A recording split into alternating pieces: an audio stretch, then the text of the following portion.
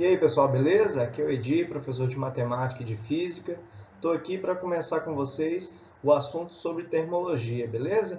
Nós vamos passar aqui pela termometria, vamos passar pela dilatação, calorimetria, mais uma coisa de cada vez, beleza? Vamos começar aqui com os conceitos básicos, iniciais. Eu vou sair agora da tela, deixar vocês com a apresentação e vocês vão ficar só com a minha voz no fundo, beleza?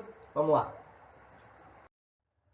Bom, pessoal, então agora no estudo da termometria, a gente vai falar alguns conceitos. Eu vou até ir para um pouco mais à frente, falar de alguns conceitos lá na frente, porque eu acho que esses são importantes para esse momento agora nosso, tá? Então eu já vou adiantar algumas coisas.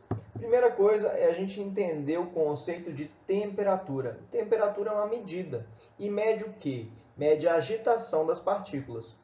Como assim agitação das partículas? Os corpos, eles são formados por partículas. Aquilo que a gente está acostumado são formados por partículas, átomos, moléculas e por aí vai.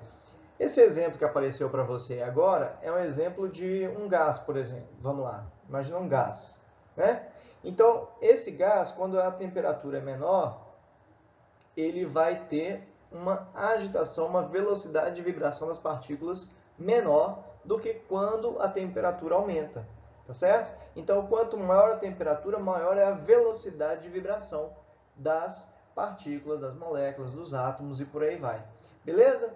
Então, tá. Mas aí eu costumo fazer uma brincadeira com os alunos. Eu costumo perguntar assim: se o determinado aluno, Daniel, por exemplo, Daniel está aqui e eu pergunto para ele: Daniel, o que você acha aqui desse corrimão aqui? Tá quente, tá frio? O que você acha? Aí ele: eu acho que tá frio.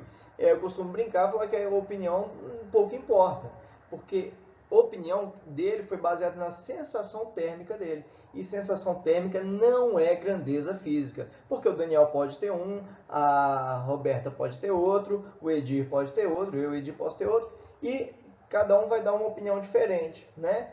Então, para ser grandeza física, todo mundo tem que medir, todo mundo tem que chegar no mesmo resultado. Então, para medir temperatura, a gente precisa do termômetro, né? Nós vamos ter vários tipos de termômetro. Esse, por exemplo, que está aí na sua tela agora, é um termômetro baseado na dilatação dos nossos materiais. Conforme vai aumentando a temperatura, vai aumentando a vibração das partículas e ele vai dilatando. A gente vai até estudar esse fenômeno da dilatação melhor depois, inclusive até fazer conta com esses, saber quanto que vai aumentar o tamanho do objeto e tal, por aí vai. Né? Mas por enquanto a gente precisa entender isso. Se o termômetro aumenta a temperatura, o que vai acontecer? Vai aumentar a vibração das partículas, ele vai aumentar de tamanho e vai deslocar ali na escala graduada que ele tem. Beleza? Então tá, para medir temperatura, a gente tem o termômetro, né? Bom, e aí a gente vem para o primeiro conceito aqui, que é um pouquinho mais complicado, né? A temperatura era mais tranquila, mas agora a gente vem no conceito de calor. Bom, na verdade, a maioria das pessoas entende que calor é energia térmica em trânsito e põe um ponto aí. Só que aí não é um ponto. Eu gosto de brincar com os alunos também que é o seguinte, nessa parte aqui, gente, a gente não fala ponto. A gente fala que calor é energia térmica em trânsito, vírgula. Aí você tem que completar, senão você não está falando certo o conceito de calor. Você tem que falar ele completo, você tem que ficar com todos os conceitos na ponta da língua, e aí está esse parágrafo aí todo para a gente ver isso. Calor e energia térmica em trânsito, vírgula, entre dois corpos ou sistemas decorrentes apenas da existência de diferença de temperatura entre eles. Então, olha só, o calor ele sempre vai existir quando tiver diferença de temperatura entre os corpos, tá certo? Então, quando um corpo tiver uma diferença de temperatura de outro, vai sempre fluir energia de um para o outro. E essa energia que vai passar de um para o outro é chamada de calor. Beleza? Então, o calor é uma energia que se passa de um corpo para outro. E sempre do corpo de maior para o de menor temperatura. Não importa se é um alfinete e um elefante. Se o elefante tem temperatura menor que a do alfinete, se o elefante tem uma temperatura menor que a do alfinete, o elefante vai receber calor, vai receber energia do alfinete. Porque quem tem maior temperatura vai sempre fornecer energia para o de menor temperatura. O de maior temperatura vai sempre fornecer energia para o de menor temperatura. Agora, isso é infinito? Não, isso não é infinito, Isso é até os dois corpos chegarem na mesma temperatura. Então, o que tem maior temperatura vai cedendo energia para o de menor temperatura, vai passando energia para o de menor temperatura. Essa energia, enquanto está passando de um para o outro, é chamada de calor. E quando ela passa, o de maior temperatura ele vai perdendo energia, então ele vai diminuindo sua temperatura, geralmente, né? A gente tem um caso de exceção que a gente vai aprender mais para frente, que o corpo perde energia, mas ele não muda a temperatura, ou ele ganha energia, mas não muda a temperatura, mas em geral o que acontece é mudar a temperatura. Vamos nesse caso geral, depois a gente vai ver a exceção. Então ele vai diminuindo a temperatura quando ele perde energia. O que está ganhando energia vai aumentando a temperatura. Então eu tenho um a 50 graus Celsius, outro a 10 graus Celsius. De 50 vai diminuindo, de 10 graus Celsius vai aumentando. Chega num ponto que os dois vão ter a mesma temperatura. Nesse momento a gente fala que eles têm a mesma temperatura, que eles estão em equilíbrio térmico. Beleza, você já sabe disso. Tem a mesma temperatura, equilíbrio térmico. Então chegou na mesma temperatura, não há mais diferença de temperatura. Se está a mesma temperatura, não há diferença de temperatura. Então cessa o calor. Não vai haver mais troca de energia, eles vão manter aquela temperatura. Então vamos completar o conceito de calor. Calor é energia térmica em trânsito entre dois corpos ou sistemas, decorrentes apenas da diferença de temperatura. Ou seja, calor vai existir quando tiver diferença de temperatura, sempre do corpo mais quente para o corpo mais frio, até os dois atingirem o equilíbrio térmico. Bom, dito isso, eu vou te falar duas coisas que você não pode falar de jeito nenhum. Eu já te falei o que você pode falar, o que é certo, agora eu vou falar o que é errado. Vamos lá. Vamos lá. Nenhum corpo contém e nem acumula calor. Nenhum corpo contém nem acumula calor. A gente fala que o calor é o que passa de um corpo para o outro. Eu não posso falar que o calor está contido no corpo, que o corpo armazenou o calor, tá certo? O corpo não tem o calor. O calor, ele passou de um para o outro e aí agora cessou a troca de energia de um para o outro. Acabou, não tem mais calor. O corpo não vai ficar com acúmulo de calor. Ele vai ter uma energia térmica aumentada, mas essa energia térmica em trânsito, que é o calor, não vai ter. O calor é energia térmica em trânsito. Então, se não teve, não tiver mais diferença de temperatura, não vai haver mais calor. Então, não fala isso de jeito nenhum. Bom, vamos lá. O que passa de um corpo para outro não é temperatura, é calor. Então, o exercício também costuma te falar que eu coloquei dois corpos em contato, um tinha 50, outro tinha 10, agora está os dois com 30. Então, o de 50 perdeu 20, o de 10 ganhou 20, então passou 20 de temperatura de um para o outro. Jamais, não fala isso não. Beleza? Não pode falar que o que passa de um corpo para outro é temperatura. O que passa de um corpo para outro, você já aprendeu, é calor. Beleza? Vamos ver alguns outros conceitos que a gente precisa. Vamos lá.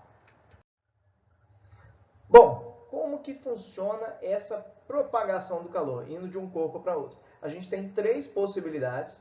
A primeira delas é a condução térmica. A gente está vendo aí uma barra metálica. A gente vê aqui uma barra metálica. E aqui essa barra metálica está recebendo calor, né? Através dessa chama aqui. Então, como a temperatura aqui da chama é maior que a temperatura da barra, a barra vai ganhar essa energia aqui, vai receber essa energia aqui. E essa energia, enquanto está se transferindo, é chamada de calor. Como é que funciona aqui? A barra ela vai esquentando nesse pedacinho aqui. Só que esse pedacinho aqui começa a vibrar. Vamos dar um zoom aqui. Aqui é o zoom. Na hora que começa a esquentar, a barra aqui, ó, cada moléculazinha aqui, ó, cada átomozinho começa a vibrar com maior velocidade aqui em torno do seu eixo aqui. E ele começa a vibrar o próximo com maior velocidade, aumentando a temperatura. E cada um vai aumentando o próximo até chegar aqui na sua mão e você queimar a sua mão. Né? Se você continuar segurando uma barra metálica, você vai acabar queimando a sua mão, porque uma barra metálica ela é uma boa condutora de calor. A gente tem os bons condutores e os maus condutores. Os bons condutores, o calor se propaga de uma maneira mais fácil. Os maus condutores, o calor se propaga de uma maneira mais difícil. E a vantagem dos maus condutores, por exemplo, é que eles ajudam muito a gente, né? Às vezes a gente não quer que o calor se propague. É o que acontece, por exemplo, quando você veste uma roupa que isola você do ambiente, uma roupa que a gente chama de mais quentinha, que a gente não pode falar isso de jeito nenhum na física, mas é aquela roupa que isola você, não deixa você perder energia para o meio ambiente, não deixa ter, porque se você está num dia frio, você está 36 graus Celsius, 36, 36,5 por aí, e lá fora o ambiente está a 10 graus Celsius, você está na temperatura maior. Qual é a tendência? Você transferir energia, né? Essa energia transferida é chamada de calor para o meio externo.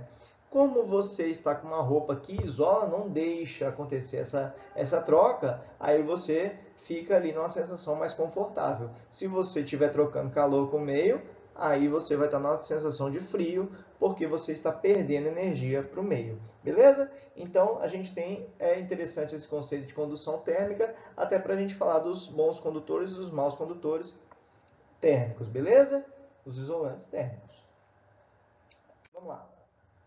Então, a gente tem aqui a propagação de calor causada pela convecção térmica.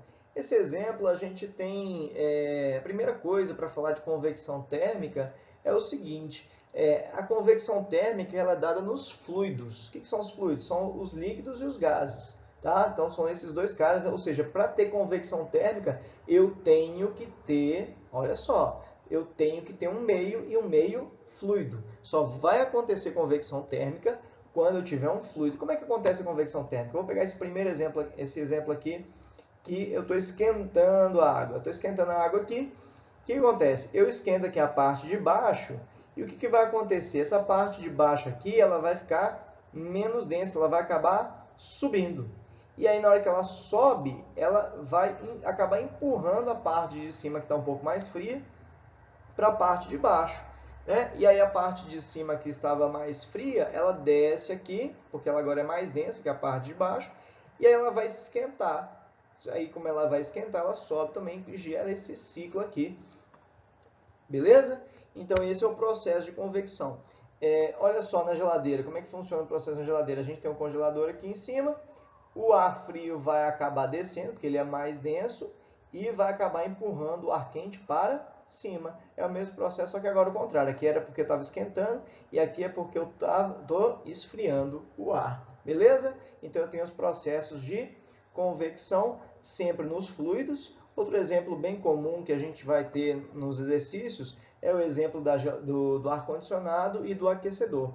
O ar-condicionado ele é sempre colocado na parte de cima dos ambientes. Por quê? Porque aí o ar frio que entra, né, o ar frio que entra ali na parte de cima, ele vai acabar fazendo o quê? Ele vai descer e aí vai acabar fazendo com que o ar quente que está ali embaixo seja empurrado para cima e gerar o processo de circulação do ar, do fluido, e aí vai gelar melhor o seu ambiente. O aquecedor seria o contrário, né? Um aquecedor de um dia frio, ele vai ser colocado na parte de baixo do ambiente, ele é colocado na parte de baixo do ambiente, porque aí o ar quente vai acabar subindo, que seria esse caso aqui, e o ar-condicionado seria parecido com esse exemplo aqui. Então, o ar quente na parte de baixo, o ar frio na parte de cima, beleza? E a gente tem um terceiro processo, vamos ver. Radiação térmica, propagação de calor por radiação térmica. A radiação térmica, ela é causada, primeira coisa importante, ela não precisa de meio. Repare que por condução e por convecção, eu precisava de um meio de propagação do calor. No processo de radiação, a parte mais importante do processo de radiação térmica é que eu não preciso de um meio para propagar o calor. Então, o calor ele vai vir através de ondas eletromagnéticas. A gente vai aprender em ondas eletromagnéticas se propagam no vácuo. O exemplo mais legal que a gente costuma dar é você ficar num dia de sol, meio-dia mais ou menos, de sungas ou de biquíni, ficar na piscina, ficar ali na beira da piscina tomando aquele sol de meio-dia. Como é que vai ser, né? Você vai tomar aqueles raios de sol ali e vai acabar se queimando todo.